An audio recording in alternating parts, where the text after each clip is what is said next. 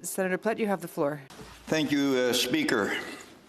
Colleagues, as has been said so many times recently, we find ourselves today in unprecedented times. I want to begin by saying that our thoughts and prayers are with every Canadian affected by COVID-19, and especially the family and friends of Canadians who have died. These are indeed difficult times, but they are most difficult for those who have experienced the loss of a loved one. I want to express my heartfelt thanks to all of those who are on the front lines of this pandemic. There are simply too many to mention, but they include, first and foremost, our public health officials and frontline healthcare staff working around the clock to keep us healthy and safe. We thank you for your selfless service and pray that your strength would be renewed day by day as you courageously put the welfare of others ahead of your own. To all those who are working hard behind the scenes to do your part in providing goods and services to your fellow Canadians, we thank you. To those who have stepped up to help your neighbours, the elderly, and others in need, we thank you. To the businesses who are working hard to retool or increase production in order to help us through this challenge, we thank you. And to everyone who has been following the advice of public health authorities to practice social distancing and social isolation, thank you. Your sacrifice and your compliance is protecting not only your family, but also the most vulnerable among us. Few of us could have imagined where we are today, but here we are. We are in this together, and together, with God's help, we will get through it.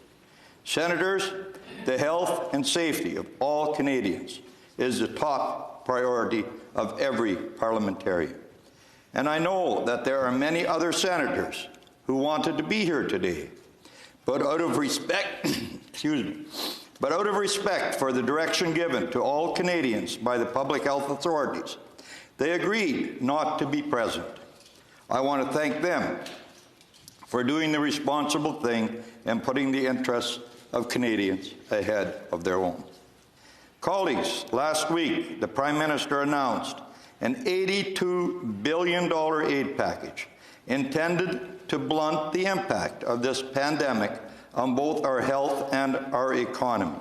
The package includes $27 billion in direct supports and another $55 billion to help businesses liquidity through tax deferrals. Today, we have that legislation before us. As many have noted, the government's responsibility is to enact measures which will bridge us over to the other side of this crisis. Canadians are in critical need of such a bridge. The Conservative caucus in this Senate will be supporting the measures which are present before us in this legislation today. But we have serious reservations about how the government is handling this crisis. Yesterday, the government was preparing to grant itself the power to raise taxes, debt and spending without parliamentary approval until January 1st, 2022. Even wartime governments did not have such sweeping powers, and I am pleased that after being taken to task by the Conservative opposition, the government has backed down.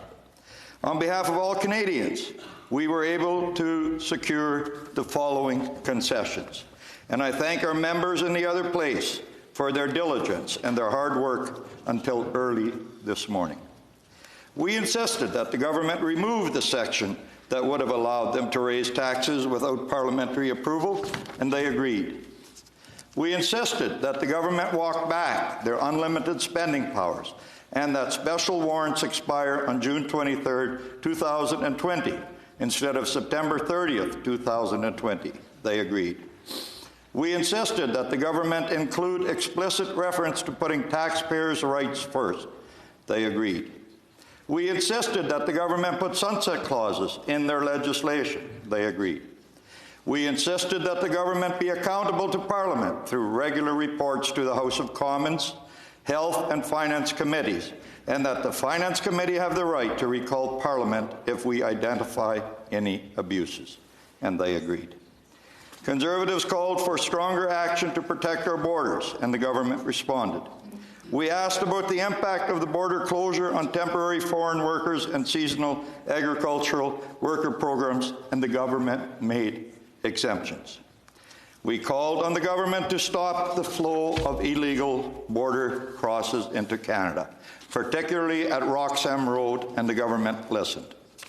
We will continue to use all of the tools available to us to hold the government to account. And we will continue to play our role as the official opposition in the Senate to ask tough questions to the government on behalf of Canadians and put forward constructive solutions to ensure that no one falls through the cracks. But what continues to concern me is that while the government was prepared to go over the top for itself, their measures to assist Canadians remains less than adequate. Now that may surprise many of you, coming from a staunch fiscal conservative who has railed against the government for 5 years over its inability to balance the budget. But the reason you balance a budget is to maintain optimum fiscal and economic health in the nation. That way you prosper in the good times and have what you need to overcome the difficult times, such as we are experiencing now. I have no interest in scoring political points today. We will be supporting this legislation, but I would be remiss if I did not put my concerns on the public record. For the past 5 years, the government has giddily been spraying money in every direction, unconcerned about debt and deficits. And yet now that we are faced with a real crisis which warrants an aggressive financial response, they are being timid.